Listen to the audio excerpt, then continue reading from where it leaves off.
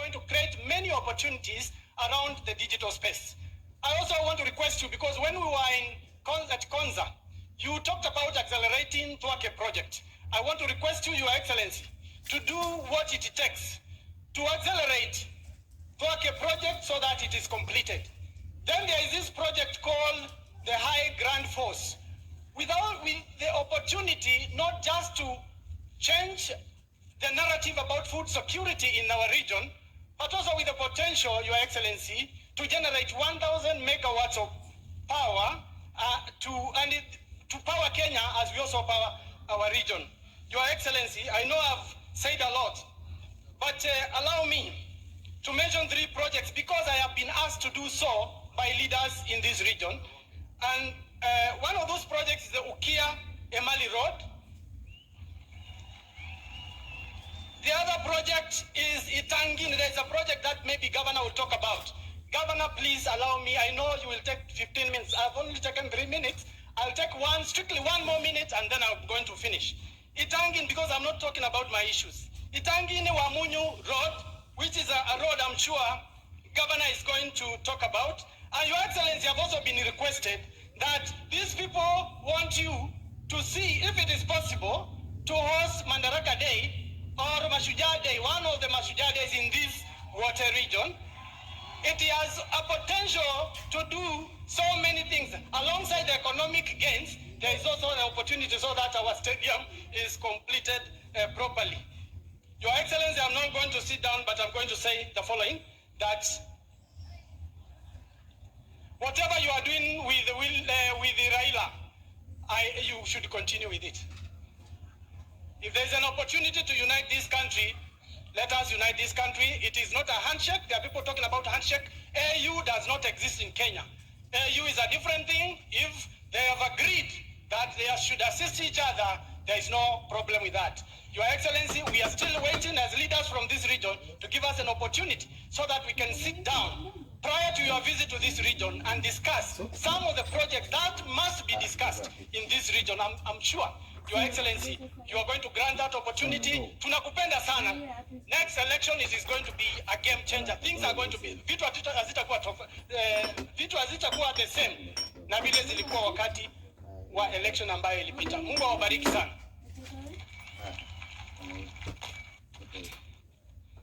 Thank you, Your Excellency. I too had been sent by these people of Makueni just a few issues. First, we thank you for supporting the Thwaken Dam. We acknowledge the success that has actually been made so far. But, Your Excellency, we were told by the technician it takes 2 years for the water to fill here, the dam. We are requesting, can the other 2 steps of design for the irrigation and the design for the issue of the power start taking place as we finish up the dam?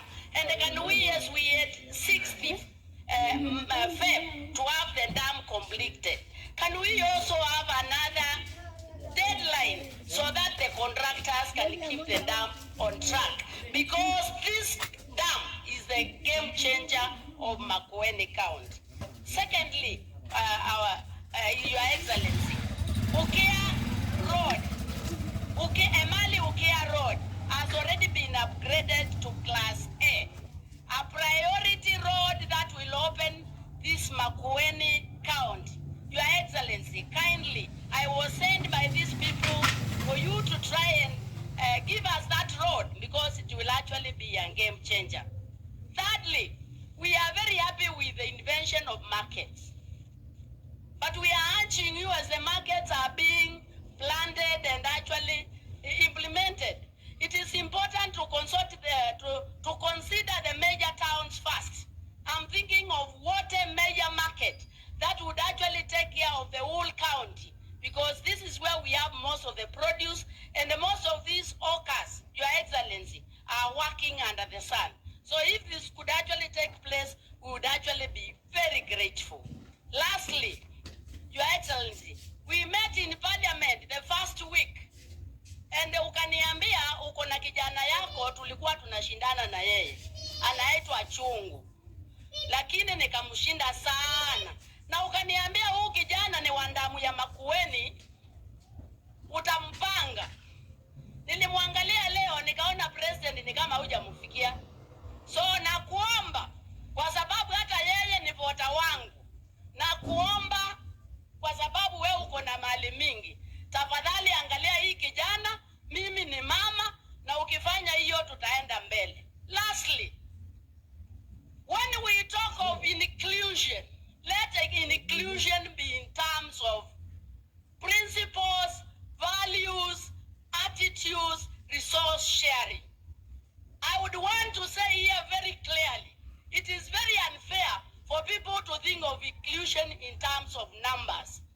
We want inclusion in terms of resources, inclusion in terms of job opportunities, inclusion in terms of attitudes, the way we are treated as people. We are taxpayers of this particular country, and Your Excellency, we want to experience our tax. We want to benefit from the taxation, and we are asking you, bring a different kind of leadership, where people do not have to cry for their draftsman to be the president. If we can have a kind of leadership where if somebody leads, he leads by principles, and all Kenyans benefit, we will all be very happy. Thank you for coming, and with those few and many remarks, I want to call upon our Senator, Honorable Maanzo, to say a word. Thank you.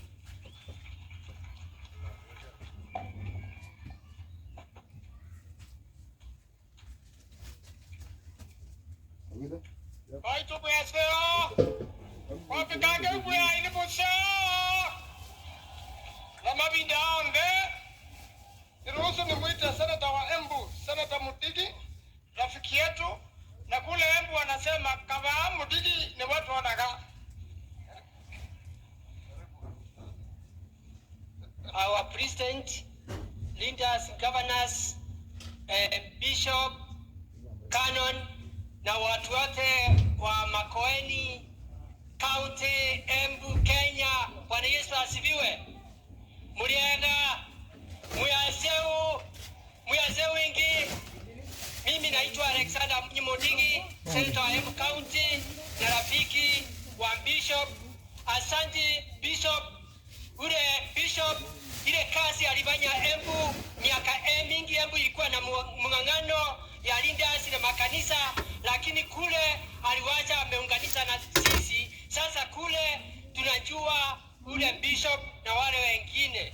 Yangu watu wa Makueni, mimi nimekuja pia ujue muungano wetu ni mzuri. Tumekuja mimi na governor, mimi si wa UDA lakini tuko Kenya Kwanza. Kwa hivyo namuomba, tuko sasa watu wa Embu, tuko na kaunti mbili, tuko na Embu na Makueni. Na hilo mambo mtakuwa nafanya hapa kila mara tutakuwa nakuja. Ya pili yangu nataka niseme watu wa Makueni County 47, hao watu wanataka maji, hao watu wanataka fertilizer, hao watu wanataka walimu waajiriwe, hao watu wanataka kila kitu, na siasa iliisha. Naomba kaunti zote 47 tuunganishwe pamoja, tusikilie rais wetu ambaye ni William Ruto, ndio hii juu ya kipindi ya miaka kidogo ndio tuweze kuona maendeleo. Nikimaliza, governor, naomba tu governor na MCA na executive fanyeni kazi mzuri. Sisi hatuna vita, sisi maseneta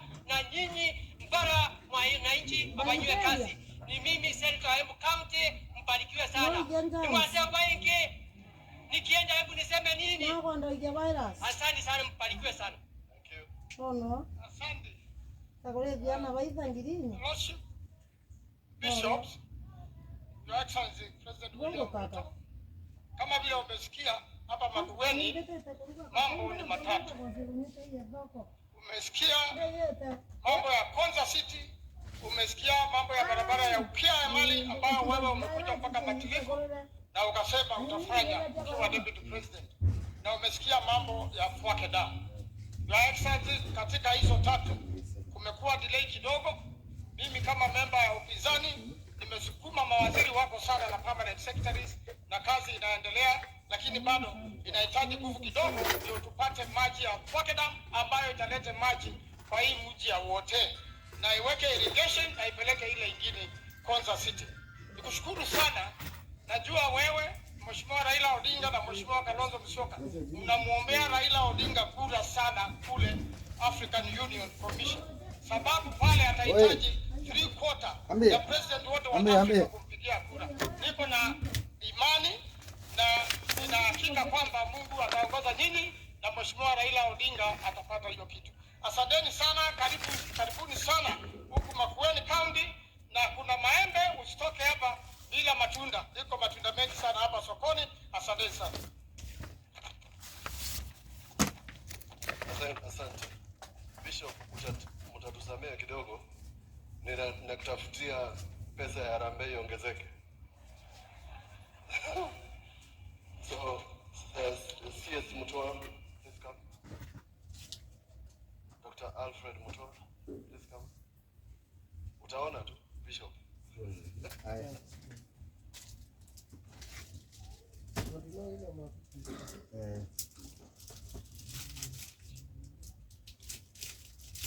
Maji, Cardinal, Archbishops, Bishops, Your Excellency President, Governor Mutula, former Governor Kibwana, my colleagues in government and all protocols observed.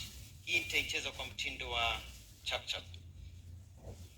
Kabla sijaendelea, ningependa namshukuru sana Mheshimiwa Kawaya ambaye aliweza kuwataja majina ya viongozi tofauti ambao wamechaguliwa. Lakini najua rais, mimi ni mtu wa sinema. Watu watafikiri aliwataja na hawako. Kwa hivyo ni vizuri kuwataja waonekane. Kwa sababu kweli umetupanga vizuri hapa Ukambani. Kwa hivyo naomba hao viongozi nikiita majina, tafadhali kuja usimame tu hapa mbele, muonekane na watu wa kwamba tuko wengi. Na hawa ni nusu tu wale weko. Terry Mbaika, PS, kwa mtindo wa chap chap, nasema tu mbele upesi. Veronica Nduva, simama tu hapa uonekane wananchi. James Mbaluka, CAS mtarajiwa wa health. Dr. Munyaka, mtarajiwa CAS wa mpango wetu wa lands. Madam Regina Dambuki, Chair wa maji. Dr. Mulwa wa KEMSA, CEO Philip Mainga wa Railways yuko hapa. Commissioner Karon Zilani wa JSC yuko hapa. Mheshimiwa Fred Muteti, kijana mjanja sana, anajua kazi, ngangaru, lakini rafiki yangu, sasa nitambue hiyo pia rafiki yangu sana. Angela Mulinge, director wa KCC. Dr. Damaris Maweo, director wa KEMRI. Nafikiri kuna yote amebakia kule nyuma. Yes. Adelina, karibu sana Mheshimiwa Adelina. Yuko hapa chair wa Spencer, iko 5 Furaha, Wasili. Karibu sana. Malonza, karibu sana. Tumpigie rais wetu makofi. Asanteni sana kwa kiti. Na isitoshe basi, Mheshimiwa Rais, na kurudishia asante sana kwa sababu umewateua pia mabalozi tofauti. Ukambani hatakuwa na mabalozi kwa chache sana. Umewateua mabalozi wapya watatu. Angeline Musili haizi kuwa hapa kwa sababu yuko ngambo kazini, yuko kule Sweden. Caroline Kamende umemteua jana, anaenda Canada. Dr. Peter Magoki anaenda Russia. Mabalozi watatu umewateua kuongeza wale wengine ambao wapo. Deputy Ambassadors, Mary Mutuko yuko New Delhi, anakula roti, ameanza kazi. Daniel Nganda anaenda Dubai. Na pia umemteua msichana wetu Caroline Mwende akuwe Secretary General wa East African Commission kule Arusha. Tunasema asante sana Mheshimiwa Rais. Tumeshukuru sana. Na pia nataka kurudisha asante kwa sababu umetuteua sisi kama mawaziri. Nataka kumwalika dada yangu kabla sijaongea, Mheshimiwa Penina Malonza aseme machache.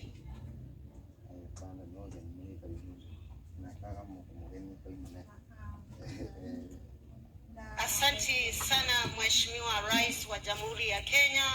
Langu ni kukaribisha katika kaunti ya Makueni na Ukambani kwa jumla. Mheshimiwa Rais, ulipoangalia tukisimamishwa, uliona ya kwamba katika Ukambani, in your very highest decision making authority and organ, you chose 53%, where you chose Mutua and you chose me. And in terms of gender, you made sure that you achieved 50% of the representation, I being a woman. Karibu sana, ile kazi umenipea katika nchi kame. Makueni ni moja zile nchi kame pamoja na Kitui, na tutafanya kazi. Asante Mheshimiwa Rais.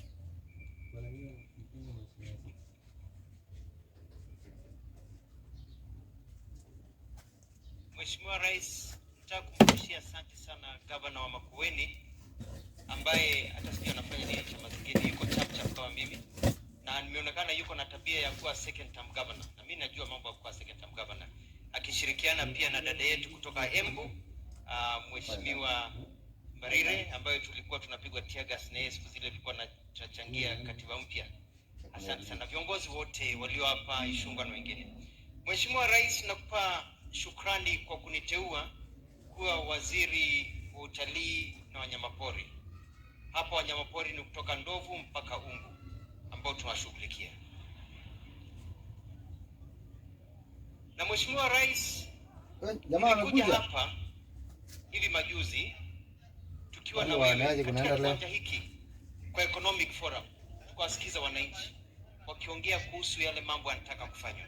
Na wakati huo wananchi wako wanatuambia mambo ya siasa, walikuwa wanataka maendeleo, kwa sababu siasa nzuri ni maendeleo na yale mambo ambayo tunapaswa kuyafanya, kwa sababu viongozi wakiteuliwa kazi yao ni kufanya kazi, sio kupiga domo, ndio waweze kuwasaidia wananchi hawa. Mwenyezi Mungu, nilikuja hapa juzi kumtembelea mama mmoja ambaye aliamka asubuhi na mumewe akaenda sokoni kuuza maharagwe, kuuza maembe, na akasikia kuna mtu amekanyagwa na ndovu akauawa.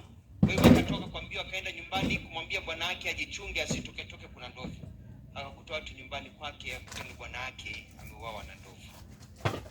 Kuna shida hapa Mheshimiwa Rais sana ya human wildlife conflict. Hawa watu wa Makueni wanajua.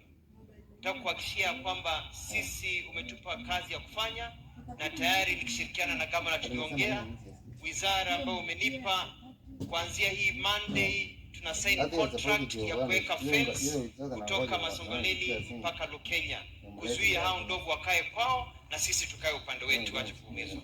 Na hivi karibuni Mheshimiwa Rais utazindua mpango wa karibu bilioni 1 kwa kuwapa compensation na kuwalipa pesa ama kuwasaidia jamii ambao wameumizwa na hawa wanyama. Kumalizia Rais, ni kusema ya kwamba sisi tumefurahi sana ukija hapo Ukambani. Tumefurahi kwa sababu tumeona uongozi wako ni uongozi ambao unafaa, uongozi ambao una mpangilio. Unajua watu wengi wako wanaelewa, walikuwa nafikiri tu ni hivi, lakini sisi tunafurahi kwa sababu tunaona ya kwamba una mpango wetu, unatujali na kwamba mbele iko sawa. Asante sana na Mola awabariki. Mheshimiwa Kimani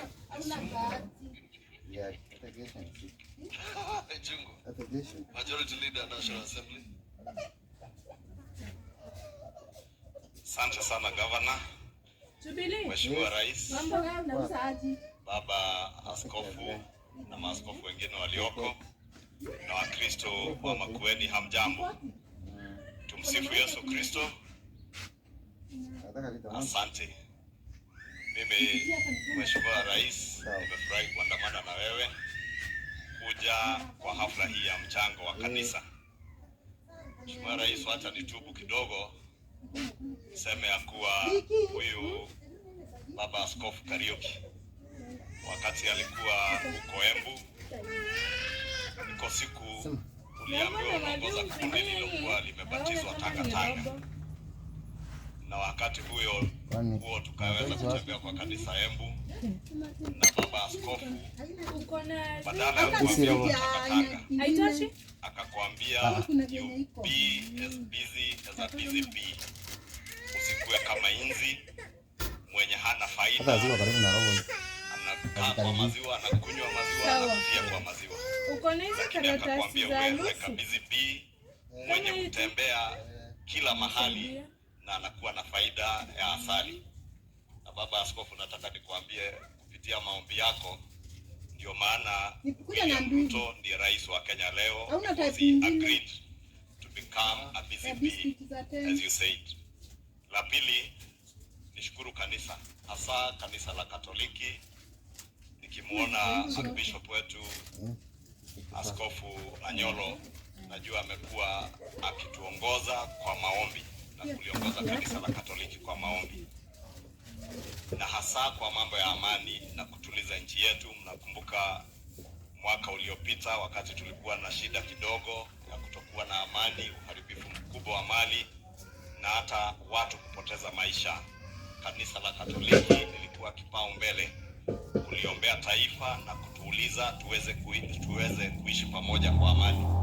Na Baba Askofu, nikupe ripoti, jana tukiwa na Mheshimiwa Kalonzo ambaye alikuwa kocha wa NADCO, tulipea rais ile report ya NADCO ambayo inatuuliza sisi wote tukae pamoja kama nchi moja na tuweze kutatua mashida zetu zote kwa njia ya kuongea na kuzungumza na kusikizana pasipo na vita ama mtafaruku wa kupigana hata kwa maneno. Na baba askofu, nikushukuru sana. La pili, pia kanisa la Katoliki, juzi nimeona rafiki yetu Bishop Kingo huko Komarok Shrine akituombea mambo ya cost of living, mambo ya gharama ya maisha, bei ya chakula kuwa juu. Na baba askofu, nimefurahi kupata hapa na nikujulisha yale maombi ulituombea pale Komarok Shrine. Mwenyezi Mungu hakuchelewa, sababu wakati rais alitoa fertilizer kwa wakulima, Mwenyezi Mungu naye akaleta mvua. Bei ya unga ambayo ilikuwa shilingi 210 kwenda 260 mwaka mmoja uliopita, wakati huu unga ni shilingi 110 kwenda 140. Ile iko bei ya juu sana. Kwa hivyo niwashukuru kama kanisa kwa kuendelea kutuombea, na niwaulize msisite, muendelee kutuombea ili yale mambo ambayo yako mbele yetu sisi wote kama Wakenya na kiongozi wetu wa taifa na viongozi wengine tuweze kushirikiana kutatua hayo matatizo. La mwisho, mesikiza mheshimiwa wetu hapa, Mheshimiwa Susan Kiamba, na amenena vizuri sana. Amesema mambo ya inclusivity. Inclusivity is also inclusivity not just about leaders but about jobs, about resources being shared out fairly and equitably across the country. And Your Excellency, I must thank you because I have also listened to other leaders like Senator Wahapa Makueni speak about Thwake Dam, hiyo barabara ambayo Susan Kiamba ameongea juu yake ya Ukia Emali. And I know, Your Excellency, you are focused, and Senator Manzo tells me that Thwake Dam is now at 80% completion. Na hiyo dam itakuja ibadili maisha ya watu wa Makueni na ifanye Makueni through irrigated agriculture kuwa a food surplus county. Muwe munauzia county zingine na watu wengine kwa nchi yetu chakula through irrigation. Na huo ndio mpango wa kazi rais ambao umetupangia, na kwetu ni kuomba na kuuliza kanisa liendelee kutuombea ili hata hiyo bei ya unga tukileta mambo ya irrigation vile Bishop Kingo alikuwa anatuombea, bei ya unga na chakula zingine itateremka Makueni itakapokuwa food secure.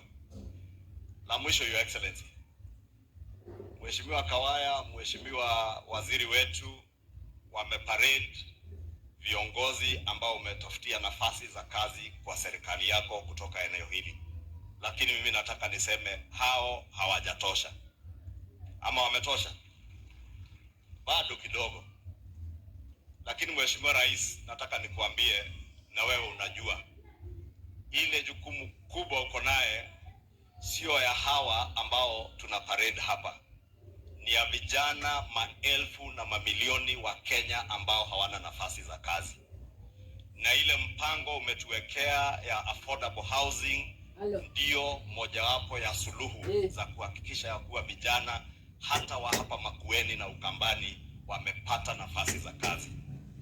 Na nikuambie Mheshimiwa Rais, wakati tulikuwa kwa mazungumzo na Mheshimiwa Kalonzo Musyoka, najua amekuwa na tatizo kidogo na mambo ya affordable housing, na nimefanya juhudi sana kumuelimisha, kumjulisha ya kuwa hii affordable housing sio tu mambo na manyumba, ni mambo na ajira ya vijana wa hapa Makueni, Kitui, Machakos na Kenya mzima ambao wamekosa nafasi za kazi.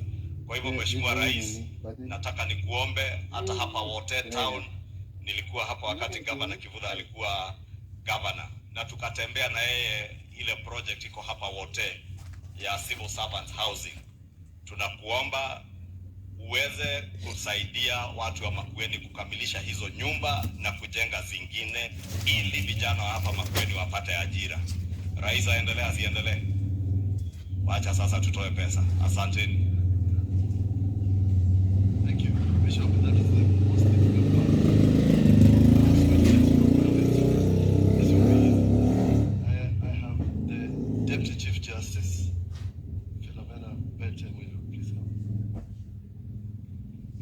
Simumpigie makofi.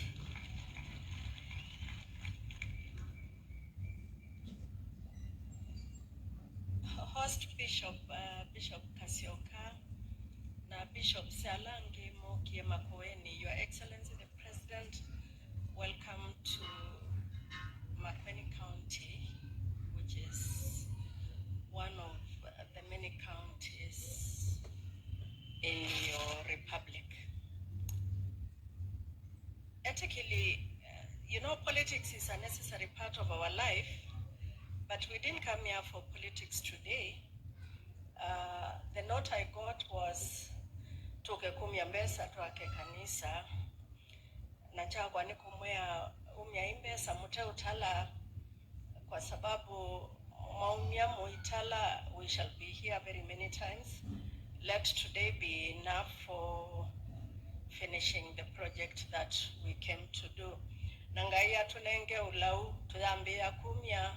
Asante Your Excellency for what you continue to do, and thank you for being in this hot place called Makueni. This is where we were born and bred, and we love this country. Asa tunenge wendo.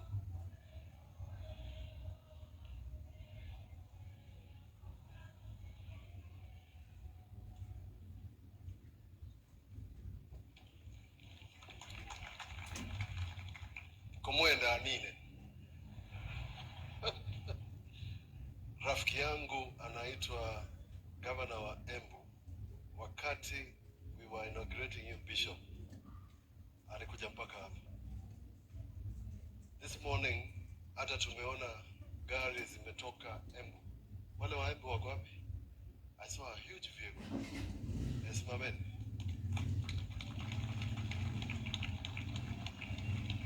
I saw these people very early in the morning. Nikashanga walitoka Embu saa ngapi.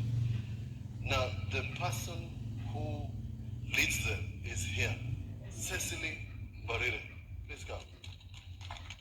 Chairman, Chairperson, UDA.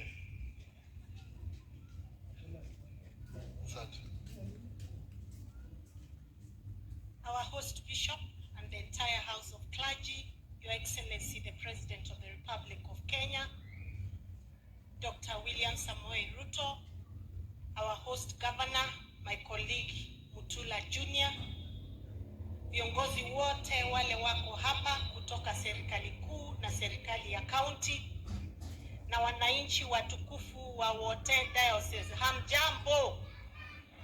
Mwea yakaewe. Bwana asifiwe. God is good and all the time. Asante sana. Your Excellency, tumefurahi sana kuwa hapa siku ya leo. Hii ni siku yangu ya pili kuja hapa Wote. Yes. Tulikuwa hapa September last year katika ordination ya Bishop Kariuki, na ukanituma hiyo siku na salamu, na nikapatia hawa wananchi watukufu wa Wote. Nikawaambia ulikuwa unataka kuja lakini hukuweza, na wakanituma nikwambie uje siku ingine, na leo umefika. Sio, asante sana. Your Excellency, mimi ni rafiki ya watu wa Ukambani sana, kwa sababu kule Embu 2 wards, ward inaitwa Mwea na Makema, imejaa Wakamba, na huko hata MCA wanachagua anakuanga ni Mkamba. So to me, Kambas are part and parcel of Embu County, na nawapenda sana, na pia wao wananipenda sana, wananipatianga kura vibaya. Kwa hivyo nawapenda sana. Your Excellency, pia hawa ni jirani katika Eastern Province, tumekuwa kitu kimoja, and I'm here feeling at home because pia tumewaletea Bishop ambaye alikuwa na sisi kule Embu, Bishop Kariuki, ambaye sasa nasikia mnamuita Bishop Kasioka. Nikasema si Kasioka. Sasa tumefurahi sana kwamba wote Makueni County and Embu County tumekuwa marafiki kwa sababu ya Bishop Kariuki, na ndio maana tumekuja hapa, mimi na senator wetu na wananchi kutoka Embu County, tumekuja kuambia bado tunawapenda na tutaendelea kuwashikilia. Your Excellency, mimi nimefurahi kwa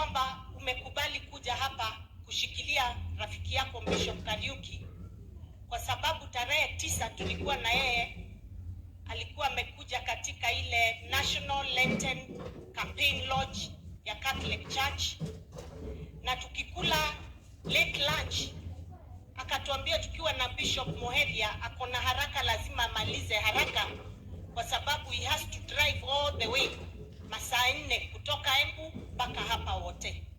Na ile shida alikuwa nayo ni kwamba anaishi kwa monastery, na mahali anaishi kwa monastery ni kwa masista, na huko kuna ile saa lazima uwe umefika, na ni saa 1.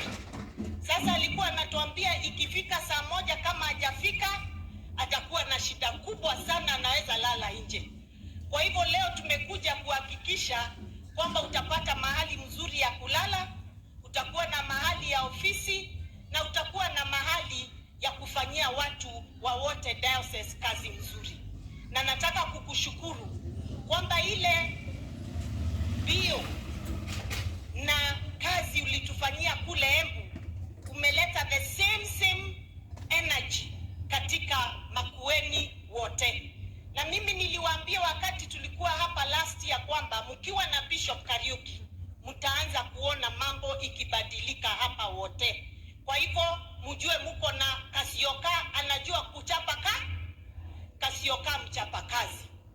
Pia Your Excellency, I want to thank you because nimesikia mheshimiwa mmoja hapa akisema haukuchaguliwa sana huku, lakini even after that you have become a president of the entire country, na umekuja hapa kuonyesha hao watu wa Makueni that you are their president and you are ready to work for them. Na ndio maana unasikia Thwake Dam iko karibu kuisha. Housing ndio hiyo nasikia ukiambiwa uhakikishe imeisha. Najua pia markets zile unatengeneza in other counties, hata huku Makueni kuna markets ambazo umesema lazima ziishe, ambazo zilikuwa zinaitwa economic stimulus package markets, ambazo zilikuwa katika kila constituency one market. Na mingi ya hizo projects hazikuisha kwa miaka 15. Wewe umeona usaidie mama mboga umalize hizo markets, ndio mama mboga aone mahali ya kufanyia biashara. Hiyo ni mzuri ama si mzuri? So Your Excellency, I just want to request the leadership of Makueni, the MPs, Governor and all your MCAs, support the national projects that His Excellency is going to bring to Makueni, because he's bringing those projects for the benefit of the people of Makueni. And I want to appreciate you, my brother Mutula Kilonzo, because I have seen you support projects that not only come from yourself, but also from the national government. Finally, Your Excellency, niko na rafiki yangu hapa Makueni wa 30. Na ni rafiki napenda, who mentored me when I was in the civil society, na akanifundisha what governance means, what people-centered leadership means. Na naitwa Professor Kivutha Kibwana. Na Professor, Your Excellency, is a very brilliant man, highly intelligent, hard worker, very humble. So kwa sababu ya kuwa very humble, it's very easy to forget Kivutha Kibwana because hautaona akikusukuma juu ya kitu chochote. Yeye anakaa tu, ukimwona ni sawa, usipomwona ni sawa. Huyo ni Professor Kivutha Kibwana, rafiki yangu. Mimi nataka kuomba Your Excellency, nimesikia Mheshimiwa Ishong'o akisema serikali bado utaweza kuingiza watu wengine kwa serikali. Nataka kuomba ukiangalia watu wale watakufanyia kazi nzuri kwa serikali yako kutoka huku Ukambani na kutoka hapa Makueni, usisahau Professor Kivutha Kibwana. He's a very good man and I know his heart. He means well for his people. Sawa. Asanteni sana watu wa Makueni. Kaya muradhime na Bibles. Your number. Embu na mwemotokedie. Thank you very much. God bless you. Tunawapenda. Thank you.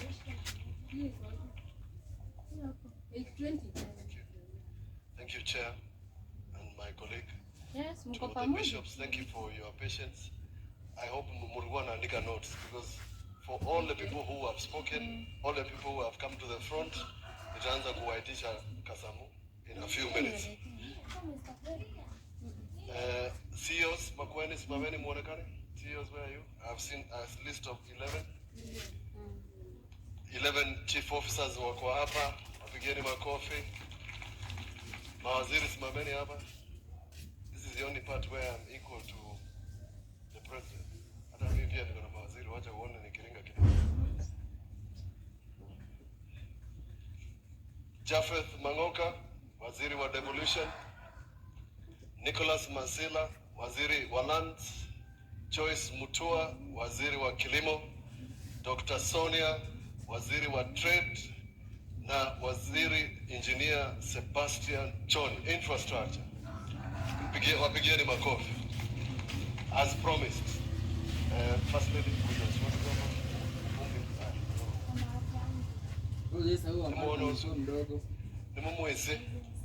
nimumwezi kumwenda ukela mumone etawanita wa mutula niwe mwendwa wakwa niwe first lady wenyu mkunieko. Asante. In a few minutes, Your Excellency, I will usher you to speak to these people who have been waiting kwa muda mrefu wazungumzie. Agenda zetu ni kidogo, na kuna mtu alisema mambo ya Ukambani ni matatu. Yule pale Mumo alisema agenda namba 1 Kivu, agenda namba 2 water, na agenda number 3 match. Is the creator of that story. Your Excellency, I want to appreciate a decision that was made by Cabinet this week on regional development authorities za maji, na chair yuko hapa. Kuna dam iko hapa tu inaitwa Kamonyolo Dam ambaye iko under ardhi, imetusumbua sana. Now that the government has agreed ipatiwe counties, tupatiwe hiyo dam, because hakuna haja inisumbue, hao watu wote wanataka maji. Similarly, the water from Kajiado all the way to Makueni that is going to Kibwezi is also under ardhi. When this water comes to counties, I'm sure the people of Makueni will not suffer as much as they are suffering. Your Excellency, just above where you landed is a stadium called Water Stadium, but it's not a stadium because haijaisha na ilianza 2017, and it started at the same time as Kirigiti, Kinoru, Jamburi, and many others. The track is complete, and we have produced in Makueni people like Yav, and Makueni is ready to produce more. In fact, Your Excellency, as we sit here, there is a special Olympics for intellectually impaired people across at KMTC. The first of its kind, sponsored by Makueni and Nike, is going on. That is the talent, because when these people went to Berlin, Makueni brought the most gold medals. Kwa hivyo, Your Excellency, could you please finish the stadium for us? And Kalau, Gor Mahia na my team, AFC Leopards wakuja. Mashemeji Derby inaweza kuja wote. On agriculture, sometimes, Your Excellency, we ask so many things and we forget to say thank you. Let me thank Waziri Mithika Linturi. Mithika Linturi has allowed us, and through NCPB we have set up 5 depots. We have identified another 4 za fertilizer. Hapa karibu NCPB stores ziko hapa. We have put fertilizer available for the agriculturists. There is a first class dryer 4 tons per hour ambayo imewekwa hapa, na ingine iko Makindu. The only ones that you have of that kind. And he has come here once and is coming again because of a livestock project. Your Excellency, the largest livestock yard in this region is in Makueni. The 4th largest livestock yard is in Kalonzweni in the whole country. And And there is a project, Your Excellency, that started in 2015 na imekwama, na mifugo hapo tunaweza kutengeneza an abattoir, a tannery, au vijana wa Makueni na wengine wapate ajira. And I think it's something that we can do, and I've asked Waziri to come. Susan Nakumicha was here, Waziri wa Health. Kuna kijana anaitwa Wamalu, he was unable to pronounce her name, akamwita Nakumis, so we call her Nakumis here. If you recall, I was in a committee of the Council of Governors with CES and others about medical leasing equipment. The machine that we were given by national government in Wote is a CT scan. By the time it was transferred to us, Your Excellency, it was not working. Ni kama ile gari yako, mimi na wewe unaijua, KR, ile Range Rover yako ya green. Kama hiyo gari ungeuziwa bila engine, ungeichukua kweli? So, as far as I'm concerned, the transfer was done to us for that CT scan when it had no engine. So, that contractor, na unamjua, tuhakikishie kwamba ametutengenezea hiyo machine so that we can truly get a machine that is working. You've been told about Emali, Ukia, Wamonyo, Etangine, across. It is the only road that cuts across 4 counties all the way from Roitoktok. If you want to open Ukambani, the places where people grow fruits, where they grow all forms of agriculture, that is the road that will make sure that this community that I love gets out of poverty. On matters, and that is infrastructure. On markets, Your Excellency, niongelezea kwamba watu wale wanafanya soko, tunataka tukubaliane, so that wakitengeneza soko, watengeneze soko mahali hiyo soko itasaidia wananchi. And we know where those markets should be. Wamekuja, lakini bado they should allow us to speak to the public, tusikizane mambo ya public participation and how it is going to be done. There's a gentleman, your Waziri, called CS Chelgui. CS Chelgui with Cherry Fund amefanya na amehakikisha wafanyikazi, watu wale wanalima kahawa wameanza kurudi mashambani, because now they are receiving the Cherry Fund. We must thank you for the Waziris who have come to work with us. On Thwake, the first beneficiary of this diocese that we want to construct, and the headquarters of this diocese is the water from Thwake. Naikija, then the benefit of the infrastructure, Bishop, you have done so much. Your Excellency, I'm not happy that the project has stalled, so that we can finish that project as quickly as possible. Konza City, nearly ready. They have 3 modern stadiums. That's why I'm asking about these stadiums. Wametengeneza 3 very inexpensive modern stadiums. Next to my office, Your Excellency, is Seku, part of Seku University. I sent you a beautiful memorandum in red. Ukaipatia your officer, akaipatia Waziri wa Education. Usukume tu kidogo tu tupate university Makueni. We are the largest exporters of education in this region. Sisi ndo tunapeleka watu all over the country. Tunataka university yetu, so that these people can spend less on the money they are sending all their teams. Nimemaliza. Thank you for coming to Q to plant trees with us. We will continue with that course. Hiyo bado inaendelea, imeenda pole pole, but we will ensure that what you started in Q continues and is comes to pass. Mwisho niseme hivi, kuna wale wamekushukuru kwa kupatia Mheshimiwa Raila Odinga kazi. Sijui umempatia ama umemsaidia apate kazi. Sisi tunauliza na kwa Kikamba tunasema sobi ambaye sisi hatutaki kusaulika, tusisaulike. And the handshake that Professor is suggesting, we have a formula for you to come to this community, wapatie vitu zile wanataka, because you are the president of these people also. Sisi hatutaki kusikia ni kama tuimbemba yote. Kanabe mundu kwendo, Thank you. Lastly, Your Excellency, we have one of its kind mango factory called Kalamba, done by Professor Kibwana. It does 5 tons an hour, 40 tons a day.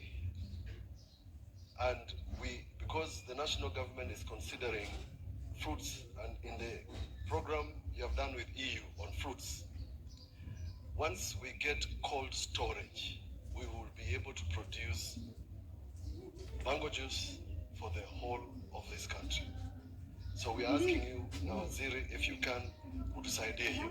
Zile nyumba ziko pale, ukisema ngwe, those houses, 261 units, can be completed immediately and quickly. Thank you very much. Tusimameni ili tumualike the President of the Republic of Kenya, His Excellency William Samoei Ruto.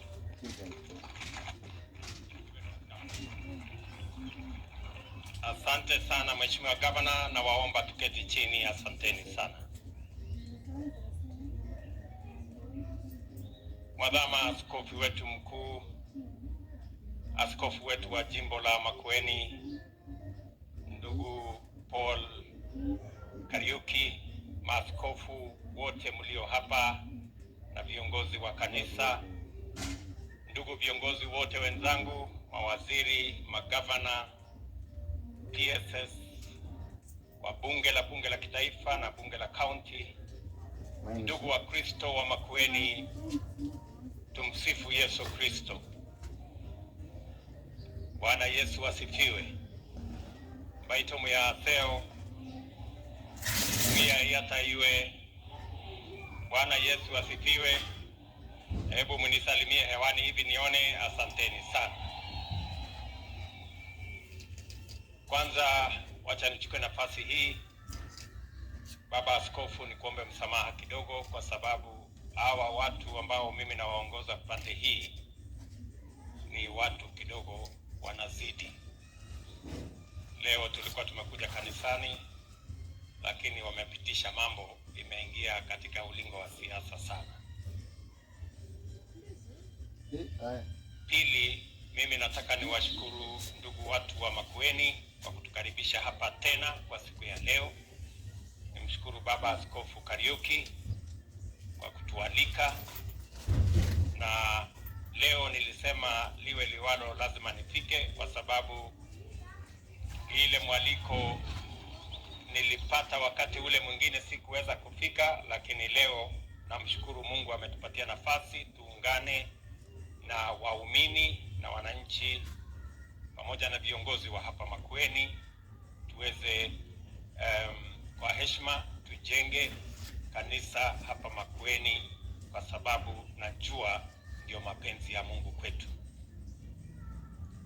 Vile vile mimi nataka niwashukuru ninyi nyote kwa kuombea nchi yetu, kuombea serikali yetu katika national government na county government, ndio sote tuweze kuwatumikia na vile vile tuweze kutambua na kujua mapenzi ya Mungu kwa taifa letu la Kenya, ndio tuweze kutekeleza. Mimi nimefika hapa leo kwa sababu ya mwaliko wa askofu, lakini hata na hivyo mimi si mgeni hapa Makueni. Nilikuwa katika uwanja huu mara nyingi wakati wa mambo ya maendeleo, wakati wa siasa, nilikuja hapa maombi, nimesimama mara nyingi hapa kwenye soko ya Makueni na sehemu mbalimbali hapa Makueni. Na mimi nataka niwaambie ndugu watu wa Makueni, asanteni sana. Mara tukifika hapa tunakaribisha watu ndio kuajiriwa. Viongozi wetu wa hapa wamesema kwa kirefu mambo yanayohusikana na mambo ya maendeleo ya sehemu hii, na mambo ya maendeleo ni ya muhimu kwa sababu ndio nafasi tuko nayo. Wakati tunangojea kwenda mbinguni, bado tuko hapa na nafasi kidogo. wakati maaskofu wanatupangia vile tutaenda mbinguni, na sisi tunapanga vile tutatumia ile muda tuko naye hapa, tupange barabara, stima, nini, vitu kidogo kidogo, tukingoja kwenda mbinguni. Na nashukuru sana kwamba nilisimama hapa mapema, nafikiri mwaka uliopita ama the previous year, na nikasema niko tayari kufanya kazi na viongozi wote waliochaguliwa, kwa sababu mimi naamini hakuna kiongozi anachaguliwa kwa bahati mbaya. Kila kiongozi anachaguliwa kwa mapenzi ya Mungu. Na kwa hivyo nikasema MCAs, wabunge, gavana wenu, senator na kila mtu, mambo ya uchaguzi tumemaliza, sasa tuungane, tushirikiane, tupange vile Kenya itasonga mbele. Baba. Mimi bado niko na mpango huo, nataka tushirikiane, tufanye kazi pamoja. Nataka niwashukuru wabunge, wananisaidia katika kupanga mambo ya serikali kuu. Wabunge wanapitisha sheria, wanasaidia mambo ya policy, na magavana wetu pia nashirikiana na wao, kwa sababu katiba ya Kenya inatuamurisha tuunganishe serikali ya kitaifa na serikali ya county ili maendeleo ipate kasi.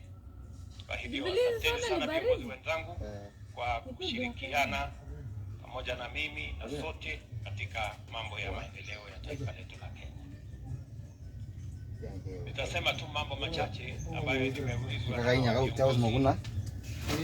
moja wapo ikiwa nilisimama hapa na nikawaambia ile mjengo ambayo imejengwa pale ya manyumba imejengwa karibu miaka 30.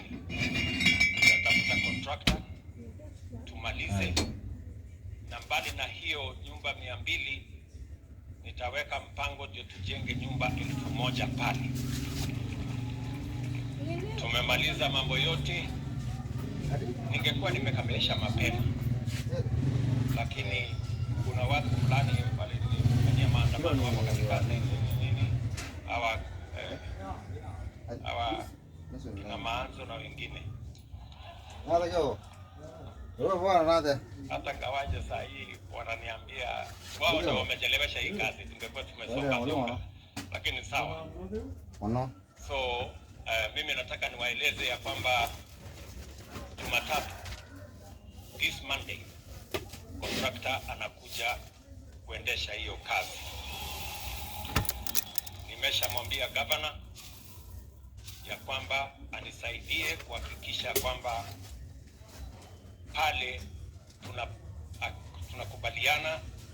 Contractor tayari tumempata, tumeweka pesa ya kutosha, na tutakamilisha ile nyumba 200 ziko pale, na tutajenga ingine 700 na kitu ijaye 1000. Na ni kwa sababu nilisimama hapa sokoni na nikawaambia vijana wa hapa nitakuwa na mpango ya wao kupata ajira. Mimi nataka niwatangazie vijana wa Makueni, kuanzia Jumatatu tutahitaji vijana karibu 1000 pale. Kama wewe ni architect, engineer, quantity surveyor, electrician, plumber, mason, carpenter, electrician, mtu ya mkono, mtu ya kutengeneza uji, nini, mkuwe pale.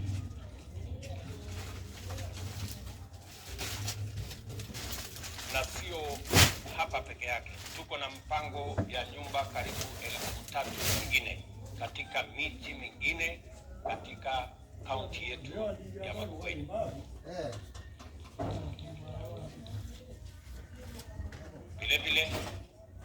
Vile viongozi wamesema hapa, nilisimama hapa dukani nikasema pia tutakuwa na mpango ya kuhakikisha kwamba wafanyabiashara sokoni wanafanya biashara mahali kuna heshima, mahali kuna taa, mahali kuna stima, mahali kuna maji, mahali kuna usafi. Tayari mnajua na viongozi wenu hapa wabunge wanajua, tume award contract ya soko 5 hapa Makueni, ikiwemo soko yetu hii ambayo iko hapa. Tumeweka zaidi ya shilingi milioni 350 kwa hiyo mpango. Mimi nataka niwaulize viongozi wa hapa, nimekubaliana na gavana. Gavana ameniuliza ya kwamba ndani ya wiki 2 ahamasishe wananchi ndio tukubaliane, ili wale wanaondoka mahali tutajenga soko wajue tukikamilisha ujenzi wa soko watarudi mahali pale wakiwa na nafasi ya kuendesha biashara yao mahali ambayo tumefanyia kazi. So, Bwana Gavana and your team, I agree with you. Let us join forces. Na kama kuna mahali ambapo tumependekeza kujenga soko na mnaona ya kwamba pengine tungepeleka mahali pengine pazuri zaidi, tuko tayari kubaliana na nyinyi. Kwa mfano, nimeambiwa pale Kadonzweni kuna mahali ingejengwa soko Kadonzweni itself badala ya mahali ingine iko kona. So tutaendelea na hii, and we are going to work together, because ile ya muhimu sio mashindano ya viongozi ama mashindano ya serikali hii na serikali hile. Ya muhimu ni wananchi wapate mahali pazuri pa kufanya biashara, na katika harakati hiyo pia kuhakikisha kwamba vijana wa Makueni, vile vile vijana wa Kenya wanapata nafasi ya ajira. Hiyo soko 5 tunajenga hapa Makueni, sio Makueni peke yake. Tunajenga soko zaidi ya 500 Kenya mzima, kwa sababu I made a commitment to Mama Mboga that they are going to work in a place with dignity, with water, with sanitation, proper electricity, and in an organized manner. And I want to keep that commitment. So tunashirikiana na hiyo ndio tunataka.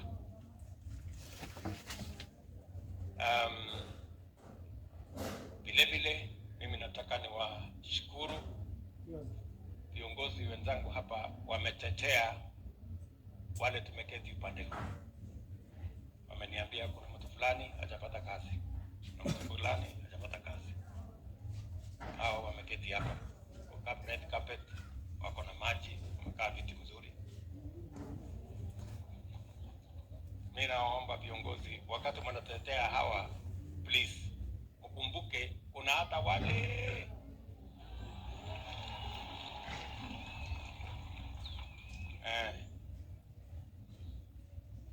and if anything, wale they are more deserving. Tuko na vijana wengi zaidi ya milioni 4 Kenya wamemaliza shule, wako na certificate, diploma, degree, hawana kazi. So ya muhimu zaidi, na hawa tutapangana sisi hapa. Maneno ya hawa msiwe mnalete hapa, mnanitafuta kwa ofisi. Mkikuja hapa semeni maneno ya wale. Ama mnasemaje? Si maneno ya hawa tuongee mali nyingine. Na tunakutananga kila siku. Mniambie wakati tumekutana huko. Hapa tukikutana tupange mambo ya wananchi wale. So vijana wa Makueni, na mimi nataka niwaulize viongozi, tafadhali. Na wauliza, and I am speaking to you as your father figure by office. Nataka niwaombe tuondoe vizuizi, kwa sababu saa zingine tukitaka kufanya kazi fulani tunaweka vizuizi. Mpaka mimi nizungumziwe, mpaka mimi nipatiwe kakitu, mpaka mimi hapana. Hiyo maneno tuachane nayo. Hakuna mtu atapatiwa chochote. Niliwasema wafisadi